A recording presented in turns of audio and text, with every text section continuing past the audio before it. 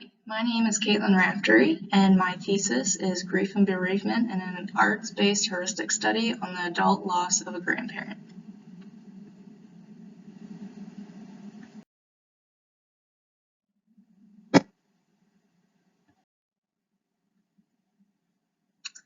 A quote that I found was, "There is only this one moment, and then it's gone."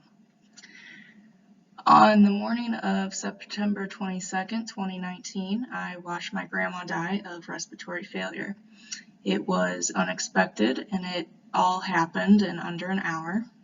I was the only one with my grandma when she passed, so I felt that no one else could understand what I went through. I can honestly say that it was traumatizing, but that one moment changed my life and also gave me my thesis topic.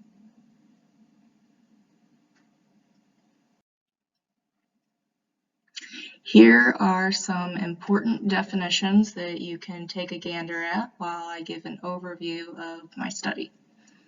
This is a heuristic arts-based study that explored the effects of visual and narrative art with adults grieving the loss of a grandparent. I am using Mustaka's heuristic inquiry process to analyze the data received from the study. I hope to explore the benefits and drawbacks of arts-based therapies to expand the research specifically for this population.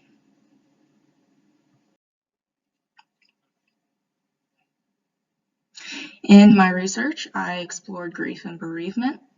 The problem is that a grandchild's grief is often greeted by others' opinions that the grieving individual should be open to their grandparent's death because it's a normal part of life.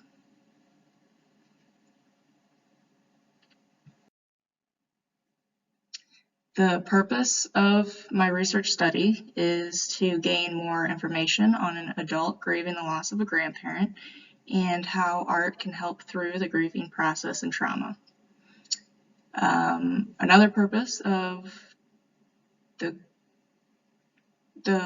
my research study is to gain insight into and closure of the experience of the grandparent's death and personal grieving process, and hopefully lead to a greater understanding of adults who are grieving the loss of a grandparent.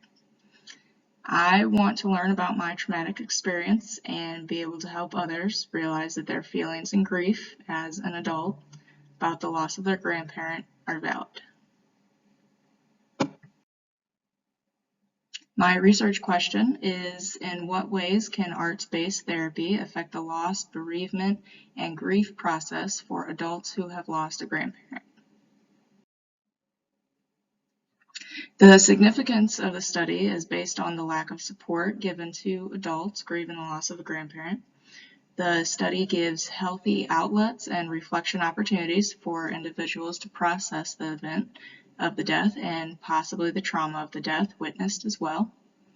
From my experience, I noticed a lack of support and overall dismissive responses from those who gave their condolences compared to the response individuals have received when they are grieving the loss of someone stereotypically more involved, like a parent, sibling, or spouse. I believe that the results of the study will lead to more validation and support of adults grieving the loss of a grandparent and an increased recognition of the importance of their relationship with their grandparent. The general art directives in this study may also be extended to other types of loss as well, like loss of friends, distant family, pets, you name it.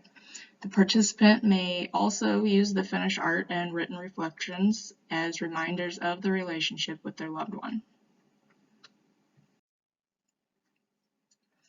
Like I said, I'm using Mustaka's heuristic inquiry process. This includes initial engagement, immersion, incubation, illumination, explication, and creative synthesis.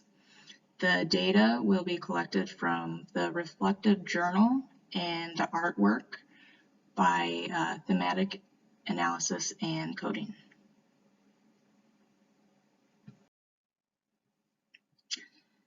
This is a heuristic study, so I'm the participant. I'm a 23-year-old female doing this study 16 months after my grandma died. The inclusion criteria for future research is to be an adult grieving the loss of a grandparent.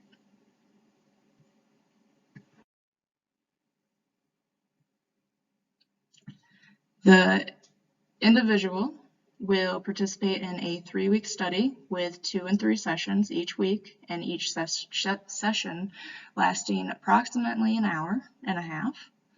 The participant will be asked to write in a 6-inch by 8-inch reflective journal in each session and as needed to gather study-related thoughts outside of the specific session. After that will be the data analysis.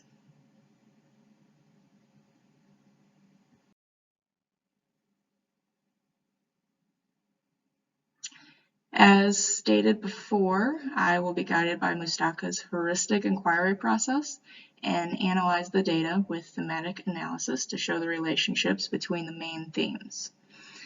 This study is credible and trustworthy due to the method depth, organization, and extensive data analysis.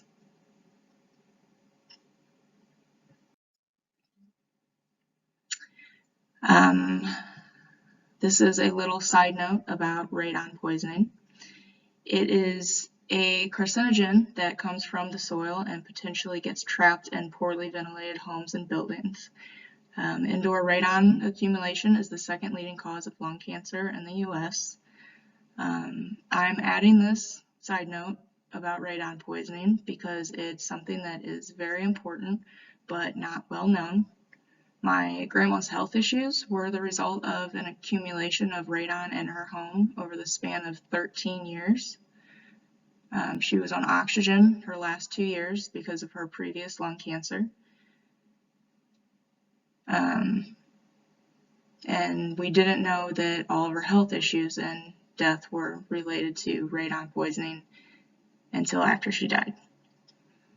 So there are radon testing services out there and even home kits that you can use to test your radon.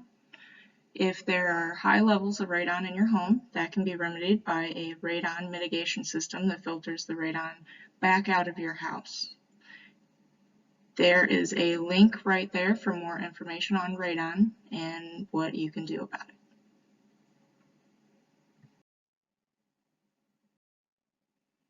Thank you.